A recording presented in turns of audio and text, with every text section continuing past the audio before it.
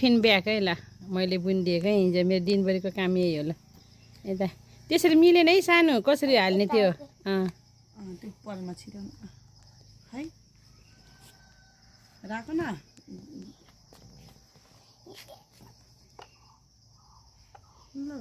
लामो भयो के टिफिन ब्याग नानीको ल ल यता देखाइदेऊ ल अगाडि अगाडि ल तिमी जाँदा स्कुल जाँदा कसरी लिएर जान्छौ ल यसरी छिक्की बोक न ल हिँडाएर कसरी ल ल जाऊ बाई है फिन ब्याग है ल मैले बुनिदिएको हिजो मेरो दिनभरिको काम यही होला यता त्यसरी मिलेन है सानो कसरी हाल्ने त्यो त्यो पलमा छिराउनु है राख न